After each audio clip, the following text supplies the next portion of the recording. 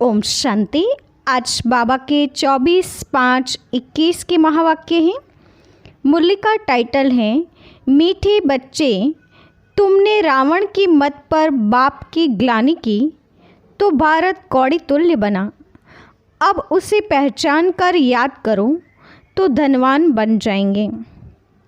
बाबा कहते हैं रावण की मत पर चल के बाप की ग्लानि करने से कौड़ी तुल्य बन गए, पतित बन गए, कंगाल बन गए। अब उसी बाप को पहचान कर उसे याद करने से वापस पावन और धनवान बन सकते हैं। प्रश्न है, सीढ़ी के चित्र में कौन सा वंडरफुल राज समाया हुआ है? उत्तर, आधा कल्प है भक्ति की डांस और आधा कल्प है ज्ञान की डांस। जब भक्ति की डांस होती है तो ज्ञान की नहीं, और जब ज्ञान की होती है तो भक्ति की नहीं। आधा कल्प रावण की प्रारब्ध चलती और आधा कल्प तुम बच्चे प्रारब्ध भोगते हो। यह गुह्य राज सीढ़ी के चित्र में समाया हुआ है। गीत हैं ओम नमो शिवाय। ओम शांति। बाप बैठ समझाते हैं, भक्ति मार्ग में बहुत ही भक्ति की डांस की, ज्ञान की डांस नहीं की। भक्ति की डांस जब होती है तो ज्ञान की नहीं, जब ज्ञान की होती है तो भक्ति की नहीं, क्योंकि भक्ति की डांस उतरती कला में ले जाती है। सतयुग त्रेता में भक्ति होती नहीं, भक्ति शुरू होती है द्वापर से। जब भक्ति शुरू होती है तो ज्ञान की प्रारब्ध पूरी हो जाती है, फिर उतरती कला होती है। कैसे उतरते हैं सो बाप बैठ समझाते हैं। मैं कल्प कल्प आकर बच्चों को कहता हूँ, तुम बच्चों ने हमारी बहुत ही ग्लानि कर दी है। जब जब भारत में इस आदि सनातन देवी देवता धर्म की बहुत ग्लानि होती है तब मैं आता हूँ।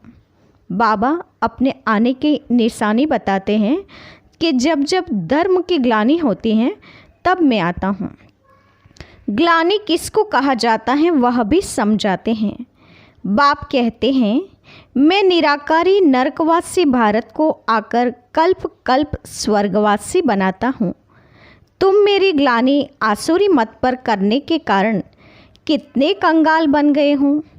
राम राज्य था, अभी है रावण राज्य, जिसको हार और जीत, दिन और रात कहा जाता है। जब विचार करो मैं कब आऊं? जिन्हों को राज्य दिया वही राज्य गवा बैठे हैं। हिसाब किताब तो सारा समझाया ही है। मैं आकर वर्षा देता हूँ, फिर रावण आकर तुमको श्रापित करते हैं। भारत को खास, दुनिया को आम। भारत की महिमा का भी किसको पता नहीं। पहले पहले भारत ही था, कब था, कैसे था, कौन राज्य करते थे, किसको भी कुछ पता नहीं है, कुछ भी समझते नहीं हैं। जो देवता थे सकल मनुष्य की सीरत देवताओं की थी। अब सूरत बल मनुष्य की है, सीरत आसुरी है। जिसको समझाते हैं वह समझते नहीं हैं, क्योंकि पारलौकिक बाप को ही नहीं जानते और ही बैठ गाली देते हैं। बाप की ग्लानि करते करते बिल्कुल ही कौड़ी तुल्य बन गए हैं। भारत का डाउनफॉल हो गया है। ऐसी हालत जब होती है बाप कहते हैं तब मैं आता हूँ। अभी तुम बच्चों को सम्मुख समझा रहा हूँ। कल्प पहले भी ऐसे ही समझाया था। यह दैवी संप्रदाय की स्थापना हो रही है। मनुष्य से देवता बन रहे हैं। मनुष्य को यह पता ही नहीं है कि बाप कब आते हैं। सतयुग त्रेता में तुम बड़ी खुशी में प्रारब्ध भोगते हो, फिर द्वापर से रावण का श्राप पाते पाते बिल्कुल ही ख़त्म हो जाते हैं। जैसे देवता ये प्रारब्ध भोगते भोगते त्रेता के अंत में ख़त्म हो जाते हैं, फिर रावण की आसुरी प्रारब्ध शुरू होती है। भक्ति भी पहले अव्यभिचारी होती है, फिर व्यभिचारी होती है। सीढ़ी ठीक बनी हुई है।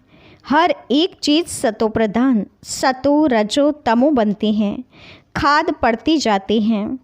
तुम बच्चों को समझाया तो बहुत अच्छी रीति जाता है, परंतु धारणा कम होती हैं। कोई में तो समझाने का बिल्कुल अकल ही नहीं है। कोई अच्छे अनुभवी हैं जिनकी धारणा बहुत अच्छी होती है। नंबरवार तो होते हैं ना। स्टूडेंट्स एक समान नहीं होते, कुछ न कुछ नंबर ज़रूर रखेंगे। कोई को भी समझाना है बहुत सहज। बाप कहते हैं, मुझे याद करो, मैं तुम्हारा बेहद का बाप, सृष्टि का रचयिता हूँ। मुझे याद करने से तुमको बेहद का वर्षा मिलेगा। याद से ही खाद निकलेगी। याद के 2 फायदे बाबा ने बताए, एक तो बेहद का वर्षा मिलेगा और दूसरा आत्मा से खाद निकलेगी। सिर्फ यह समझाओ कि तुम भारतवासी सतयुग में सतोप्रधान थे, अभी कलयुग में तमोप्रधान बने हो। आत्मा में खाद पड़ती है। पवित्र होने बगैर कोई वहाँ जा नहीं सकते। नई दुनिया में है ही सतोप्रधान। कपड़ा नया है तो कहेंगे सतोप्रधान, फिर पुराना तमोप्रधान हो जाता है। अभी सब का कपड़ा फटने लायक है। सब जर्जरीभूत अवस्था को पाए हुए हैं। जो विश्व के मालिक थे वही बिल्कुल गरीब हैं, फिर उनको ही साहूकार बनना है। इन बातों को मनुष्य नहीं जानते।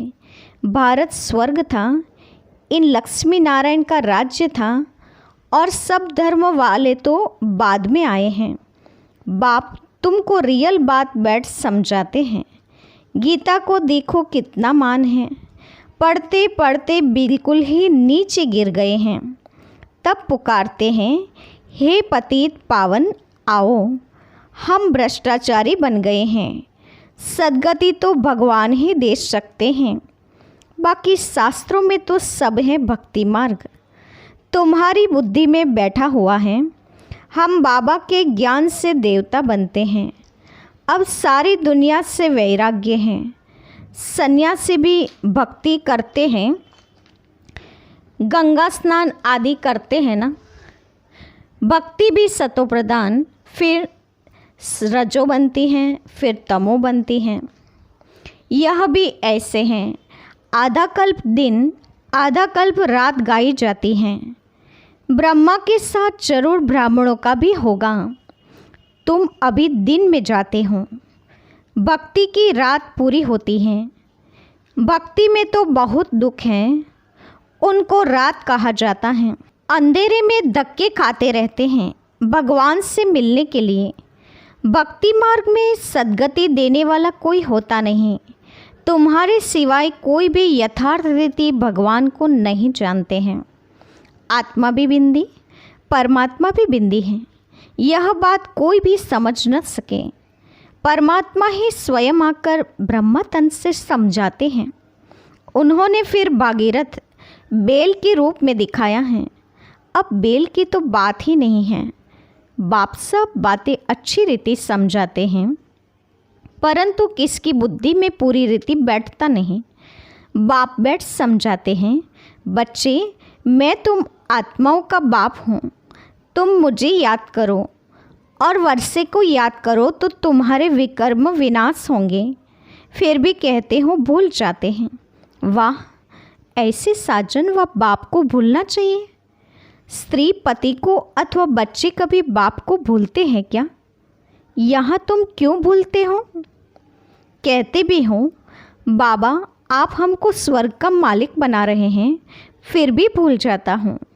बाप कहते हैं याद नहीं करेंगे तो अंदर जो कट चढ़ी है वह फिर कैसे निकलेगी। मुख्य बात है ही याद की। अपना कोई दूसरे धर्म से ताल्लुक नहीं है। स्कूल में तो हिस्ट्री ज्योग्राफी समझाते हैं, कोई तो बिल्कुल समझते नहीं हैं। बाप पढ़ाते हैं, यह बुद्धि में बैठता नहीं है। अच्छा, बाप और वर्षा तो याद करो कि यह भी भूल जाते हो। जिसके लिए आधा कल से भक्ति करते आए उस बाबा को याद नहीं करते। तुम बच्चों की बुद्धि में अब हम यह शरीर छोड़ राजाई में जाएंगे। यह अंतिम जन्म है। सूक्ष्म वतन में उनके फीचर्स तो वही देखते हो, वैकुंठ में भी देखते हो। जानते हो यह मम्मा बाबा ही लक्ष्मी नारायण बनते हैं। तुम जब सतयुग में रहते हो तो समझते हो कि यह एक शरीर छोड़ दूसरा लेना है। वहाँ उनको यह पता नहीं रहता कि सतयुग के बाद त्रेता आएगा, द्वापर आएगा, हम उतरते जाएंगे। ज्ञान की बात नहीं रहती, पुनर्जन्म लेते रहते हैं। वहाँ आत्म अभिमानी रहते हैं, फिर आत्म अभिमानी से देह अभिमानी भी बन जाते हैं। यह नॉलेज सिर्फ तुम ब्राह्मणों को है और कोई के पास नहीं है। यह ज्ञान ज्ञानेश्वर जो ज्ञान का सागर बाप है वही सुनाते हैं। जरूर ब्रह्मा के बच्चे ब्राह्मणों को ही सुनाएंगे। ब्रह्मा के बच्चे हैं ब्राह्मण संप्रदाय। रात दिन का फर्क है। तुम पुरुषार्थ कर संपूर्ण गुणवान बनते हो। संपूर्ण निर्विकारी गृहस्थ व्यवहार में रहते भी तुम बाप को याद करो। कर्म तो करना ही है। बुद्धि का योग बाप के साथ लगा रहे। कर्म बल कोई भी करो, बढ़ई का काम करो व राजाई का करो। राजा जनक का भी तो गायन है ना। राजाई करते रहो परंतु बुद्धि का योग बाप के साथ लगाओ तो वर्षा मिल जाएगा। बाप कहते हैं मन मना भव मामेकम याद करो। शिव बाबा कहते हैं सिर्फ शिव कहने से लिंग याद आएगा और तो सबके शरीर का नाम लिया जाता है। पार्ट शरीर से बजाते हैं। अभी तुमको आत्म अभिमानी बनाया जाता है जो आधा कल्प चलता है। इस समय सभी हैं देह अभिमान में। वहाँ आत्म अभिमानी होंगे यथा राजा रानी तथा प्रजा। आयु तो सबकी बड़ी होती है। यहाँ सबकी आयु कम है तो बाप सम्मुख बैठ बच्चों को कितना अच्छी रीति समझाते हैं। हे आत्माओं, क्योंकि आत्मा ज्ञान लेती हैं, धारणा आत्मा में होती है। बाबा को शरीर तो है नहीं, आत्मा में सारा ज्ञान है। आत्मा भी स्टार हैं, बाबा भी स्टार हैं। वह पुनर्जन्म नहीं लेते हैं और आत्माएं पुनर्जन्म लेती हैं। इसलिए बाबा ने काम दिया था कि परमात्मा की महिमा और बच्चे की महिमा लिख कराओ। दोनों की अलग अलग हैं। श्री कृष्ण की अलग महिमा है क्योंकि वह साकार है और वह निराकार है। इतना गुणवान किसने बनाया? जरूर कहेंगे परमात्मा ने बनाया। इस समय तुम ईश्वरीय संप्रदाय हो। तुमको बाप सिखला रहे हैं, पीछे फिर प्रारब्ध भोगते हो। सतयुग में तो कोई नहीं सिखलाएंगे। भक्ति मार्ग की सामग्री ही खत्म हो जाती है। इस दुनिया से वैराग्य भी चाहिए, अर्थात देह सहित देह के सब संबंध छोड़ अपने को अशरीरी आत्मा समझना है। नंगे आए थे, नंगे जाना है। यह पुरानी दुनिया खलास हो जानी है। हम सब नई दुनिया में जाने वाले हैं। बस यह याद की मेहनत करते रहो। लेकिन इसमें ही फेल हो जाते हैं, याद करते नहीं हैं। जो भी समझने के लिए आते हैं उनको भी यही समझाना है। शिव बाबा ब्रह्मा तन द्वारा कहते हैं कि मुझे याद करो तो याद से तुम्हारी खाद निकल जाएगी। तुम विष्णुपुरी के मालिक बन जाएंगे। विष्णुपुरी ही स्वर्गपुरी है। तो जितना हो सके बाप को याद करो। जिस बाप को आधा कल्प याद किया है अब वह सम्मुख आए हैं। कहते हैं मुझे याद करो।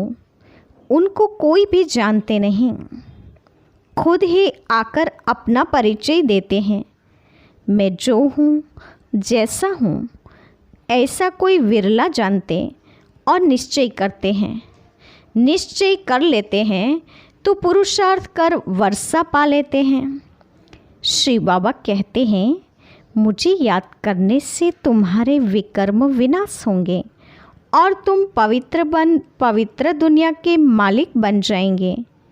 विकर्म कोई भी नहीं करना है। अच्छा, मीठे मीठे सिकिलदे बच्चों के प्रति माता पिता बाप दादा का याद प्यार और गुड मॉर्निंग। रूहानी बाप के रूहानी बच्चों को नमस्ते। हम रूहानी बच्चों की रूहानी माता पिता बाप दादा को याद प्यार और नमस्ते। पूरी मूल्य का धारणा युक्त मुख्य सार। पहले पॉइंट, पुरुषार्थ कर संपूर्ण गुणवान बनना है। कर्म कोई भी हो, लेकिन बाप की याद में रहकर करना है। कोई भी विकर्म नहीं करना है। दूसरा, यह पुराना कपड़ा यानी कि शरीर जड़ जड़ीभूत है, इससे ममत्व निकाल देना है। आत्मा को सतोप्रधान बनाने का पूरा पुरुषार्थ करना है। आज का वरदान है, करना और कहना इन दो को समान बनाकर क्वालिटी की सेवा करने वाले सच्चे सेवाधारी भव। करना और कहना इन दो को समान बनाकर क्वालिटी की सेवा करने वाले सच्चे सेवाधारी भव। विस्तार है, सदा अटेंशन रहे कि पहले करना है फिर कहना है। कहना तो सहज होता है, करने में मेहनत है। मेहनत का फल अच्छा होता है, लेकिन यदि दूसरों को कहते हो स्वयं करते नहीं हो तो सर्विस के साथ साथ डिस सर्विस भी प्रत्यक्ष हो जाती है। जैसे अमृत के बीच में विष की एक बूंद भी पड़ने से सारा अमृत विष बन जाता है। ऐसे कितनी भी सर्विस करो, लेकिन एक छोटी सी गलती सर्विस को समाप्त कर देती है। इसलिए पहले अपने ऊपर अटेंशन दो, तब कहेंगे सच्चे सेवाधारी। बाबा ने सच्ची सेवाधारी की डेफिनेशन बताई कि करना और कहना समान होना चाहिए। कहना तो बिल्कुल सहज होता है, लेकिन करने में मेहनत है। लेकिन मेहनत से करते हैं तो अच्छा भी लगता है।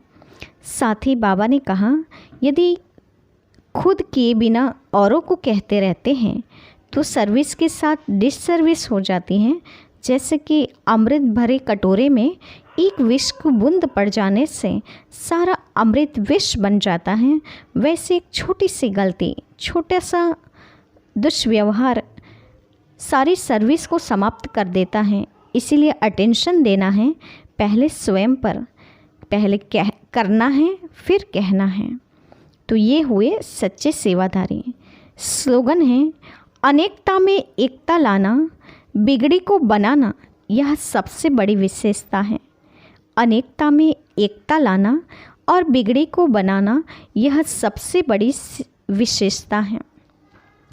साथ ही आज बाबा ने हम बच्चों को बताया है, आज की मूल्य की मुख्य पॉइंट्स जो हैं वो बाबा बताते हैं कि रावण की मत पर चलने से तुम बाप की ग्लानि करते आए और ग्लानि करने का परिणाम ये हुआ कि भारत और भारतवासी कौड़ी तुल्य बन गए, कंगाल हो गए, पतित हो गए। अब बाप कहते हैं उस परिणाम को सुधार करना है तो फिर से बाप की पहचान करो, बाप को याद करो।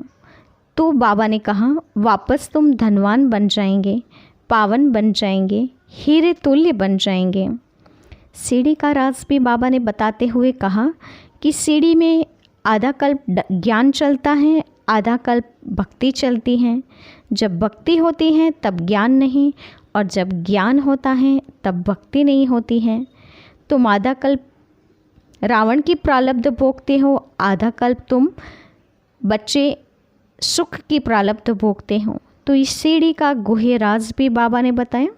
साथ ही बाबा ने कहा कि ये शरीर जो है वो जड़ जड़ीभूत अवस्था को अभी पाया हुआ है, इसलिए इनसे ममत्व निकाल देना है।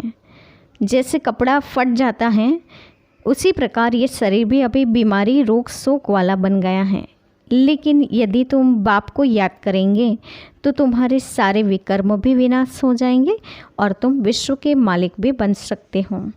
साथ ही बाबा ने कहा, काम चाहे कोई भी करते हो, सेवा चाहे कोई भी हो, बड़ाई की हो या राजाई की हो, लेकिन बाबा ने कहा बाप की याद में रहकर करना ये कीमती बात है, ये मूल्यवान बात है। तो जितना हो सके सेवा चाहे जो भी हो, लेकिन बाप की याद करने से ही विकर्म विनाश हो सकते हैं। पुरुषार्थ करके गुणवान बनने का पुरुषार्थ करना चाहिए।